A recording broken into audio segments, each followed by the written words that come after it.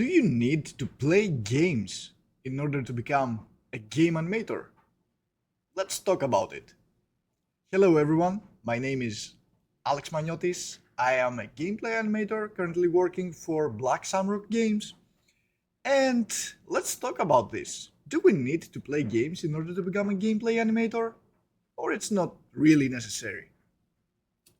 Let's start off, why we need to play games and what's the relationship between playing games and doing gameplay animations.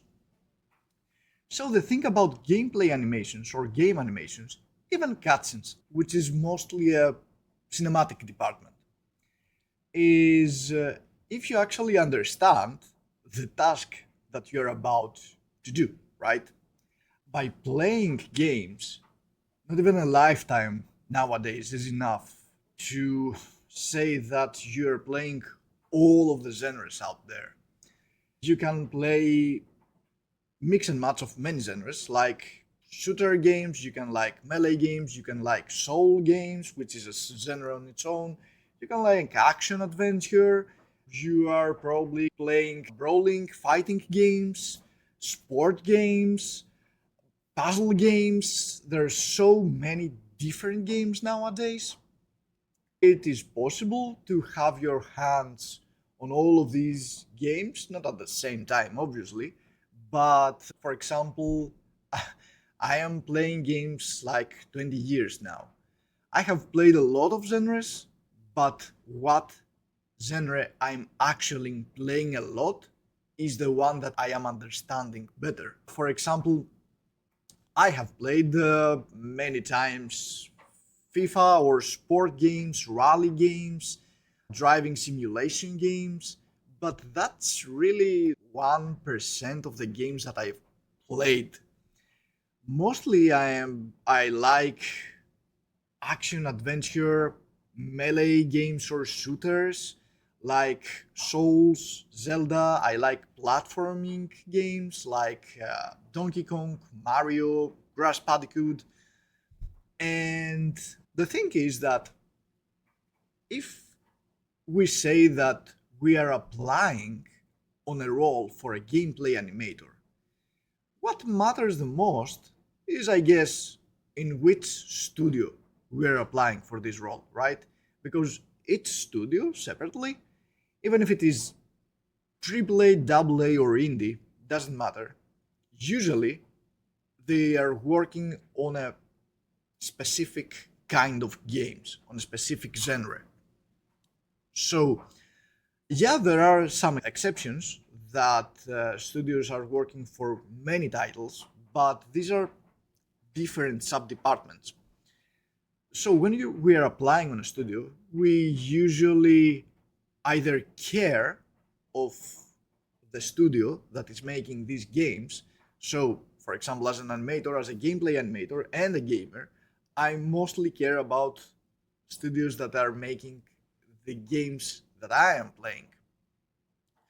These people, these studios with the teams inside, they are usually dropping the question on the interviews, are you playing games? And yeah, that's not a trap question actually, it's a question to understand your background and your understanding about games. So whether you're answering yes or no, then another question it comes like what kinds of games you're playing or recently played or you love in general. And there it starts a conversation about your understanding of their games, even if it's not the game that they have made, of similar games. If we have played a lot of the games that they are creating, it seems, and it's a truth, that we understand how to be helpful developers, helpful for their teams, their studio, their vision, their game. So, for example, if we are playing hack and slash games, you have an idea of how responsive, how snappy, how fast the animations, the combat animations, let's say the locomotion animations must be. And how is this related to our work? So, for example, every time that a new animation is coming as a task for me, let's say that it is a combat animation, right? What I need to do is to understand the reasons of and the mechanics behind this animation, where this animation is gonna play, on what situation I'm gonna use this kind of attacks, for example. So, what we are about to do in order to create a good animation is not just go inside our DCCs and say, okay, now we have our metrics, now we have the timing that this animation, this anticipation, or this wind off is gonna play. So I'm just gonna create the animation to be exactly as I have asked for. Well, that's not the case. For gameplay animators, we need to open, we have called them gyms. It's like small levels inside the engines that they are constructed exactly for a specific event or a movement or a gameplay situation that is happening in the game. Obviously, we are not able to open the whole game and start testing uh, one attack. It's very heavy, so we have these kind of gyms. We open this gym and we start playing with the character or the enemy or the NPC. We start playing our animations. By playing the game means that we take the feedback that we need for this animation in order to calculate the timings, the metrics, if they need change, how fast the animation must be visually, not just because they gave us the metrics of, let's say, we want the anticipation for this attack to be 12 or 20 frames. Well, it's one thing to know these values and start working on your DCC and creating animations. And it's another thing to animate due to the feedback that we are taking from this animation. So, for example, in 20 frames, you can create a visually fast or a visually slow animation. So for 20 frames, for example, I can anticipate like that, or I can anticipate like this and have an ease out.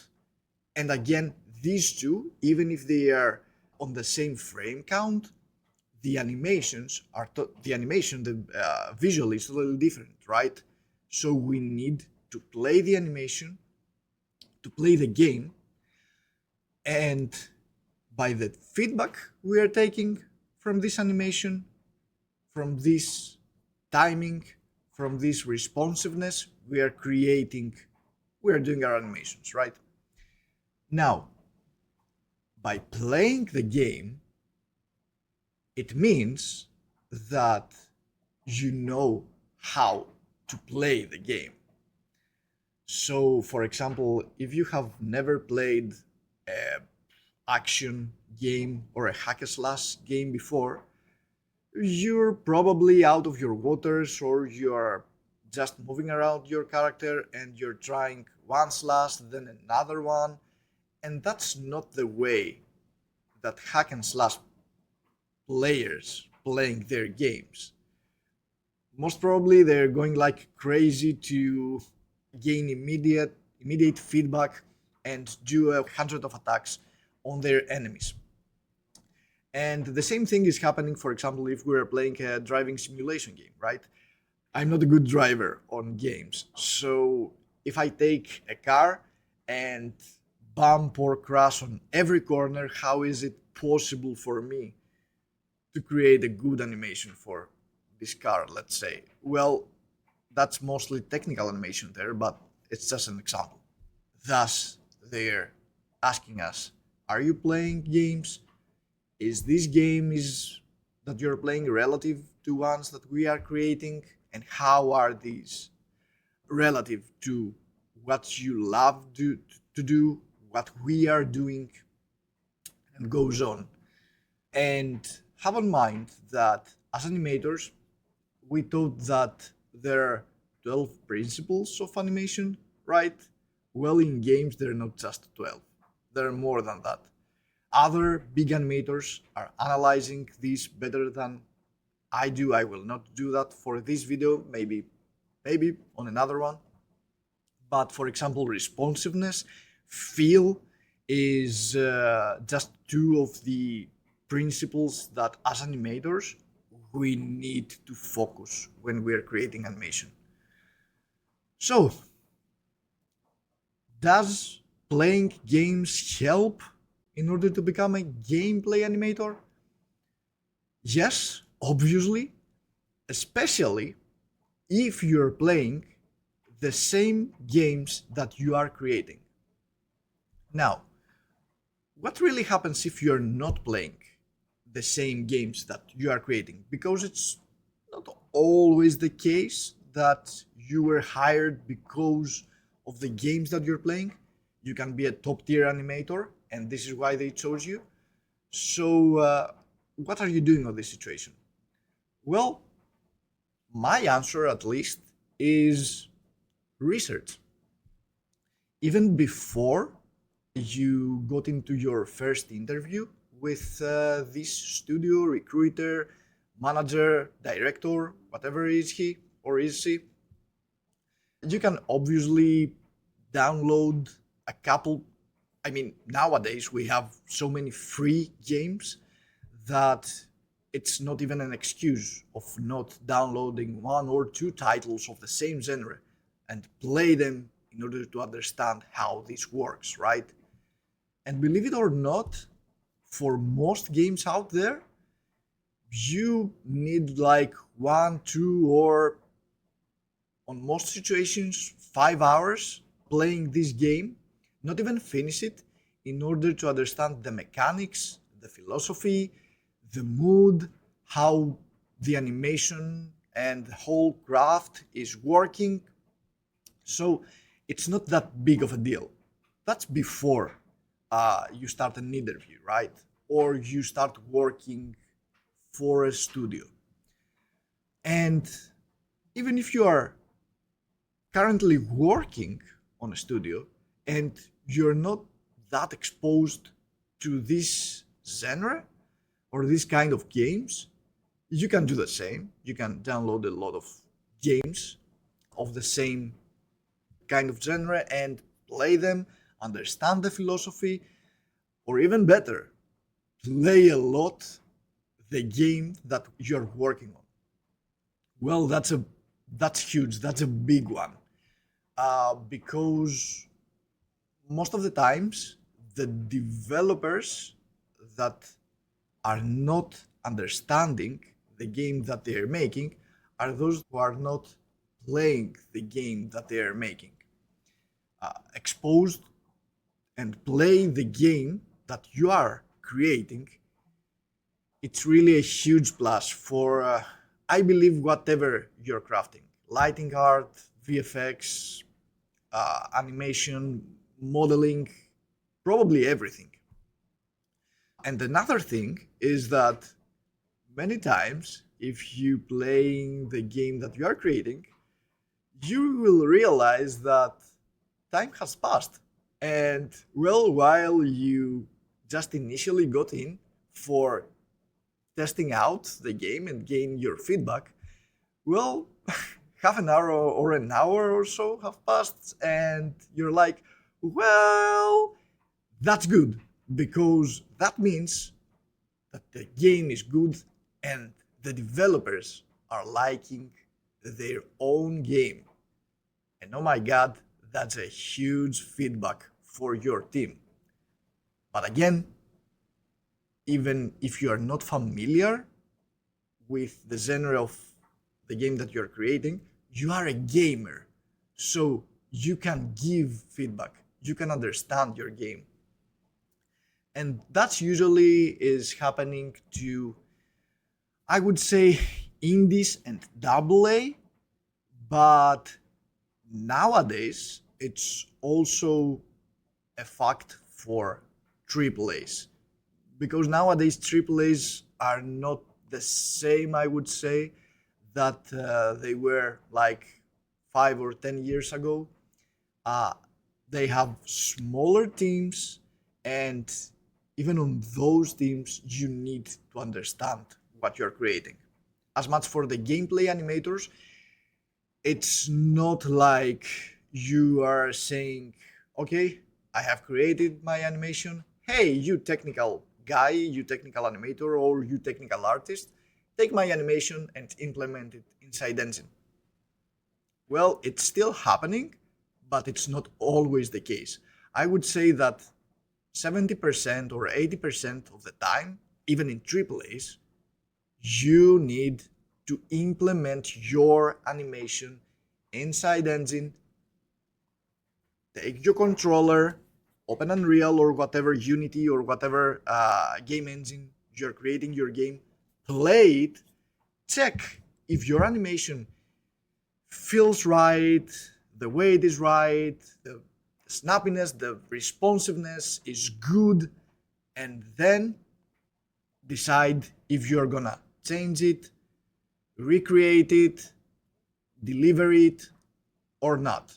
And there are many other cases, like when your higher ups, like your lead or your director, is gonna ask you for your opinion. I mean, it's not like we are working alone, right? You are gonna take feedback from your leads or from your director, but the task of creating a good animation, it's up to you. So we need to play our own animations and understand if they're working well or not. Because if not, it's gonna be like a ping pong between you and your lead or your director, and you will spend like weeks for one animation, and that's not what you really like. So, do we need to be gamers in order to become a game animator, or even better, a game developer? Because nowadays, gameplay animators need to be game developers, especially if you pass the level of a junior or a mid animator. Yeah, you start becoming a game developer. So, for me, if you want to be a game developer, a gameplay animator, cinematic animator, yeah, you need to be exposed on games, or even if nowadays you don't have the time to play games as when you had 10 years ago, you need to have a solid background on games and to understand what you are creating, playing, and the whole philosophy of the studio that you're working. So, the thing with game development is like ask 10 developers their opinion about a matter, and you're gonna take 12 different answers. So it's not always a golden rule of what somebody or me is saying. Everybody is taking his path, and there are no right or wrong answers. So if you agree or like this video, drop your comments, tell me what you think, if you agree or not. I would love to hear your opinion. And yeah, that's all. See you around, folks. Bye.